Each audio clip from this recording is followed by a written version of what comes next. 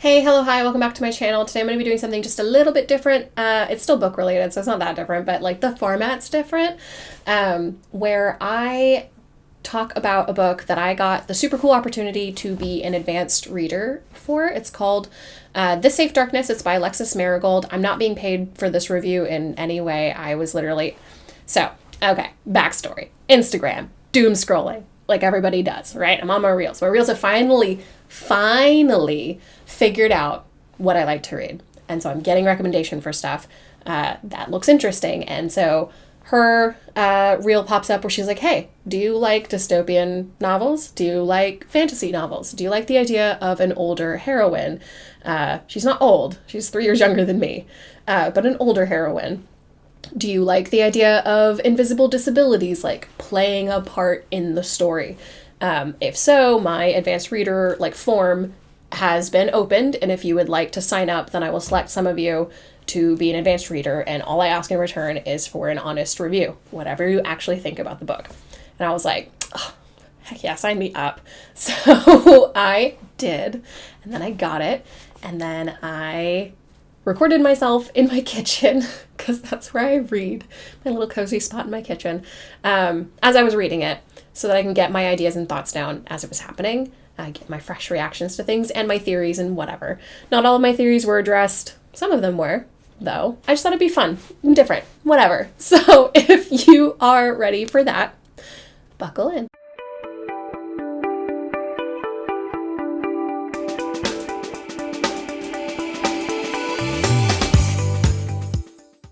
Okay, welcome to my kitchen. I am currently reading This Safe Darkness by Alexis Marigold. This is her debut novel. It is a fantasy novel, and I am super, super thankful that I've been allowed to be an advanced reader.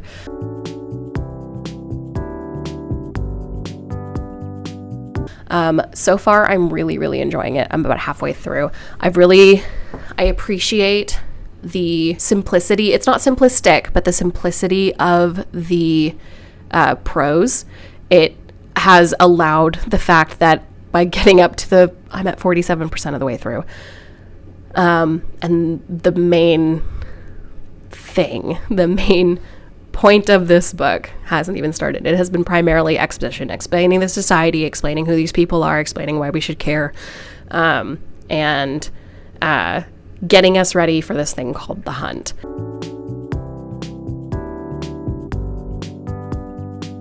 Which is sort of like a super sick TV show. Essentially, the whole thing's filmed. So the hunt is a thing that happens in the society every year where they pull out a name from it sounds like a bingo roller, a big bingo roller of every eligible woman who is in tier 3. So tier 3 women are unwed, but of marriageable age, childless for whatever reason, or disabled. Tier 2 seems to be made up of unwed mothers, maybe widows, elderly, who are not themselves a part of the elite, so the ruling class essentially. And then tier 1 is men, just full stop men, and their spouses. Kind of gross. And it's acknowledged that it's kind of gross. And I like that the disillusionment becomes more apparent the further down in the society you're getting. So tier 2 is a little disillusioned. Tier 3 is fully disillusioned. This is a messed up system.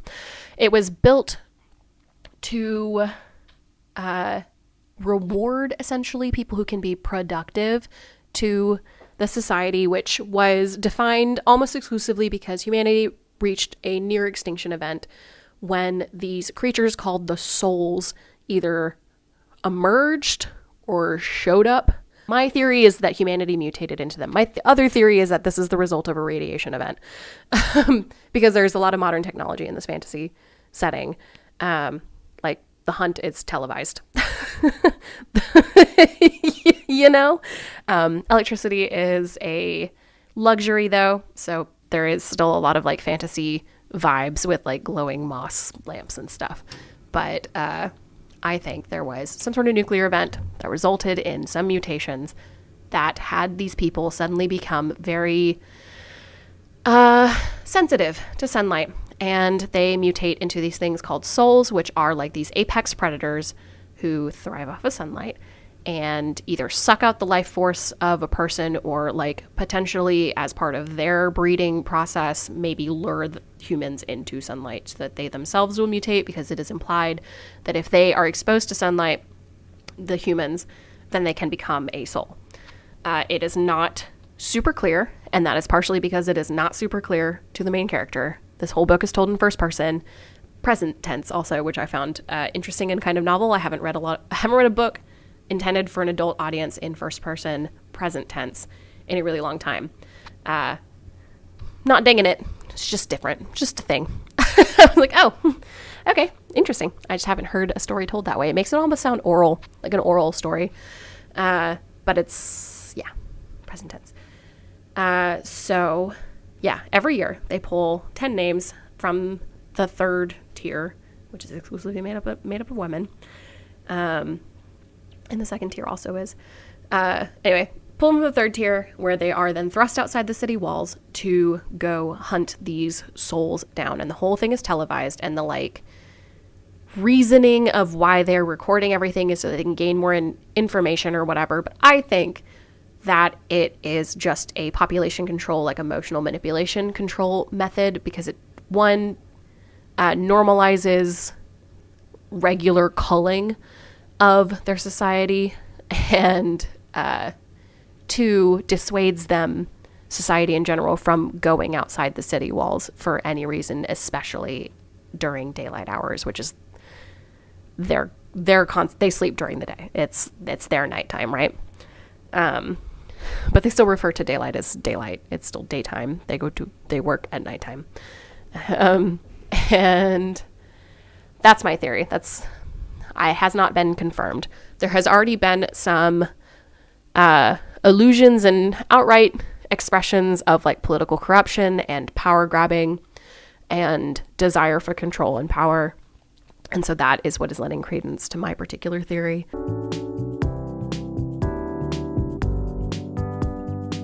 We're following Aurel, who has what sounds like a few invisible disabilities. She's got some sort of disorder that gives her really awful migraines.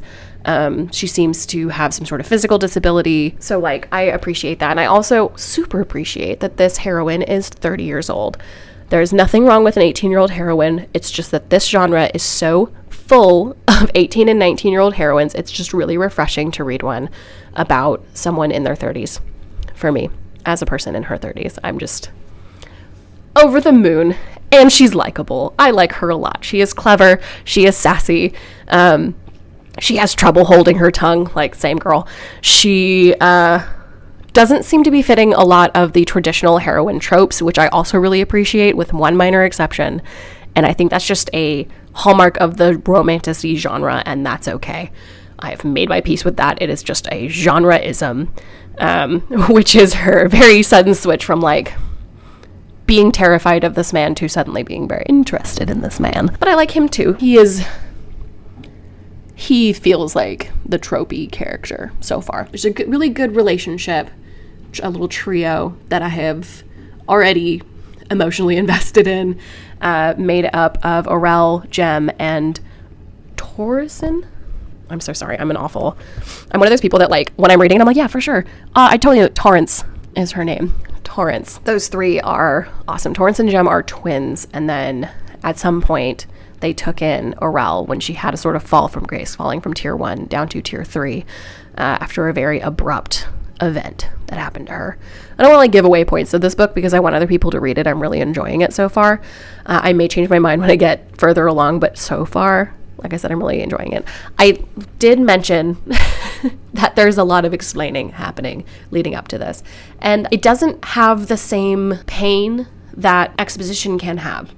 It's all through actions. It's through Aurel working her way through the city, going through her daily life, occasionally recalling what her previous life was like, interacting with other people. So it's not like painful.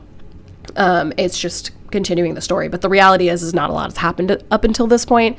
Story-wise, it has mostly just been establishing relationships. And that's fine. It might sometimes when this happens, it results in a really rushed ending. So I'm hoping that's not the case. I will get back to you on that. But as it is so far, the pacing feels pretty steady, pretty good. I will not be disappointed if it maintains this pace throughout the rest of the book, even though there's not that much left. And the main event of the book is this hunt, which I'm about to start. Like literally, I think the next chapter is day one of the hunt, or like, yeah, I'm pretty sure, because we're in the like farewells right before it. But yeah, so I just want to take my thoughts down before I continue on, because I want to sort of stitch them together. I've been reading for the last hour and a half because I'm just really enjoying it. I'm reading it every morning when I have my coffee since I got it, which was a little belated because I accidentally missed the email that said, hey, you've been selected as an ARC reader. Oops, my bad. But I found it. Thank you to that website that she used to disseminate the ARC copies, because it sent a little reminder that said, hey, we noticed you haven't downloaded your copy of this book. And I was like, I did not know I had been selected. I had accidentally deleted it, but I hadn't cleared out my trash, and I found the original and I found the link and I downloaded it. I'm really loving it. I'm really having a lot of fun. So, yeah, that's my thoughts so far. We'll see where it goes from here. I don't remember if I said this in the recording, but before I was saying it's 250 years, it's 279. So almost 280 years of this hunt happening. That's a long time, and I feel like that should be noted. It's a long time to keep doing this thing that really just kind of culls the herd 10 at a time. Okay, welcome back to my kitchen. It is the next day. Okay, so I am a little further in, not by much, 55%. Another character has shown up, so that's fun. And I think there's some more representation happening here, and it's authentic. It feels authentic. I think current theory, current assumption is Arrow, which is neat. That's fun. It's fun to see. Don't see a whole lot of characters with that, but yeah, that was it. I just wanted to have that moment. Okay, back to reading. Hello, welcome back to my kitchen. I'm not much further in the book than I was last time. I will be reading on. I only have like an hour left of the book anyway, but I have a really bad feeling that we're about to have a like mates situation here, and I don't know. I don't know how I feel about it. A magnetic pull, but it's like a literal magnetic pull. I don't know. What are we doing here, man? But I am really enjoying it so far. Like, otherwise, you know, as long as we don't end up with the fucking pregnancy trope, which, man, that does just kill me. I hope it doesn't happen. I only have 30% more of the book to go, so I'll be back. Hello, I'm done. I finished the book. I enjoyed it. I liked it a lot. There were a few passages in the last few chapters that read a little clunkier than the prose leading up to it and after it. It was like necessary exposition. I understand why it happened. I just didn't like the execution of those parts. And there were a couple of like just very in your face feminist commentary moments. But they were fleeting, and overall it's not like ham-fisted by any means. I don't even think it's ham-fisted just to begin with. It's just sort of like a, hey, don't forget this is what the society is like that these people are coming from. But yeah, I liked it. If you like dystopian vibes, if you like fantasy vibes, if you like one-shots, if you like not overbearing romantic plots, I would call it more of a subplot than a main plot. This might be the book for you. I think I'm going to give it like a 4 out of 5 in my review whenever I write it up and put it on Fable and Goodreads. But yeah, I really enjoyed it. The book comes out on the 17th of February, so I know that I'm very close to the wire on this one. This may even come out after it's been released, but if it has already been released by the time I publish this video, I will be linking some places that you can go and order it if you are interested in reading it. Or please go encourage your libraries to purchase a few copies so that you can read it if you prefer to read via, libraries. But yeah, I really liked it. I do recommend.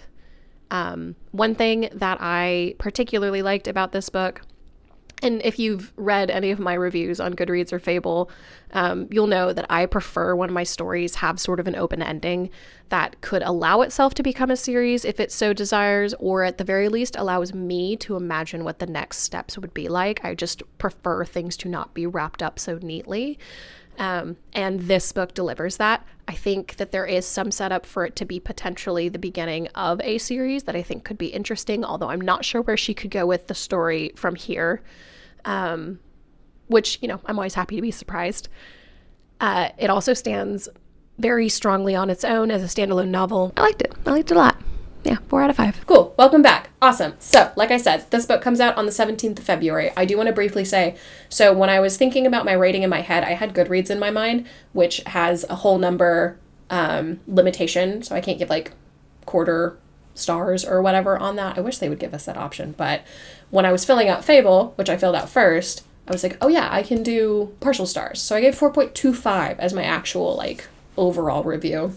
And I made sure in my Goodreads review to annotate that I meant a 4.25 out of 5, not just straight 4.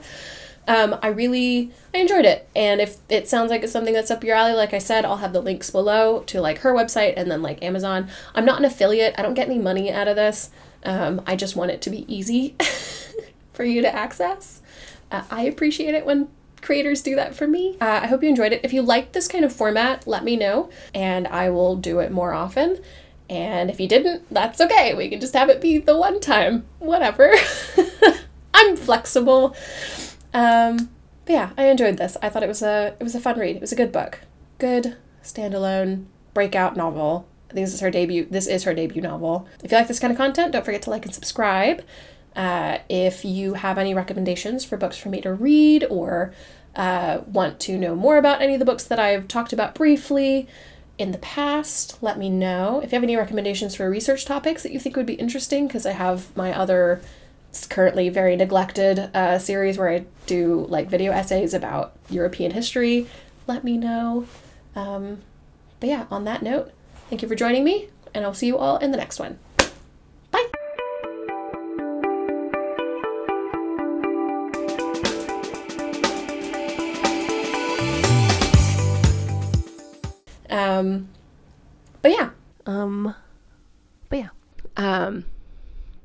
So yeah.